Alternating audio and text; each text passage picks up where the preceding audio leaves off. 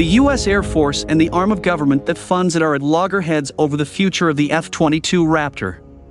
The Air Force wants to retire the jets to make room in the budget for its replacement, the Next Generation Air Dominance (NGAD) fighter.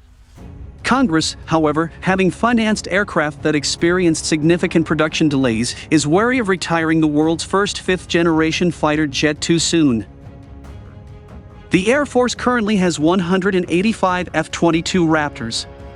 One of the little-known facts about the F-22, however, is that just 123 jets are in the primary mission aircraft inventory, meaning they are actually capable of combat.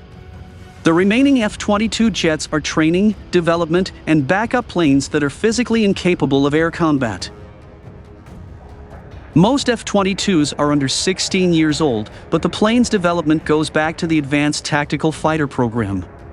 The F-22 was meant to fly from well-established bases in Western Europe and duke it out against Soviet and Warsaw Pact fighters at medium ranges. It was designed to be the very best at what it does, but it was not designed for operating at very long ranges.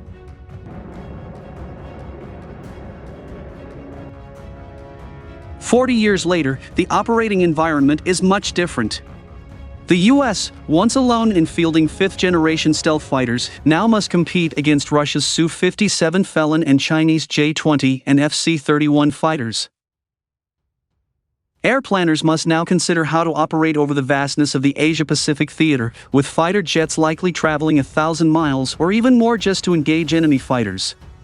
The extent of the competition, coupled with the new geographic realities, requires a new aircraft.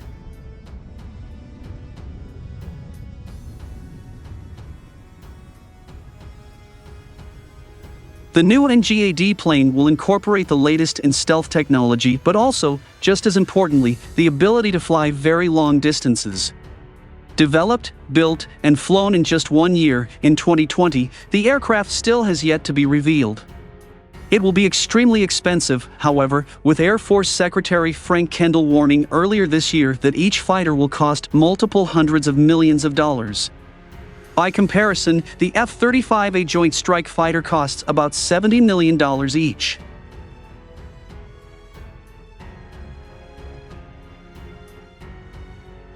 According to Air Force Times, the service wants to retire 33 of the oldest combat-capable planes, known as Block 20, as part of its 2023 defense budget request. Retiring them would not only save money on operating costs, it would also save the $50 million each it would cost to upgrade them to modern standards. The Air Force would then funnel the savings into NGAD development.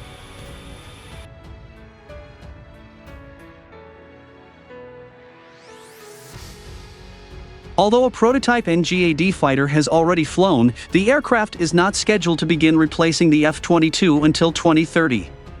The Air Force might divest most of its F-22s before the NGAD can be deployed in useful numbers, just when Russia's and China's fifth-generation fighter fleets will likely grow.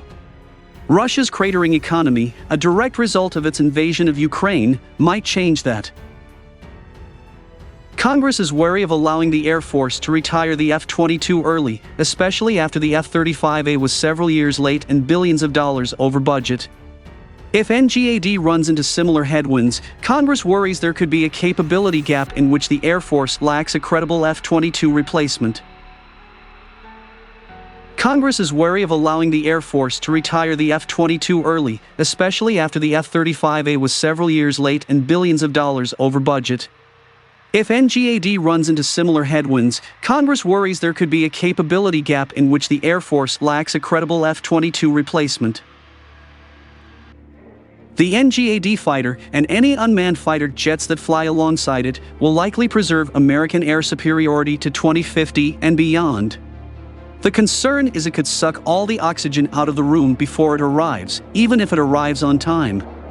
The Air Force seems to believe the risk is manageable, but Congress isn't so sure.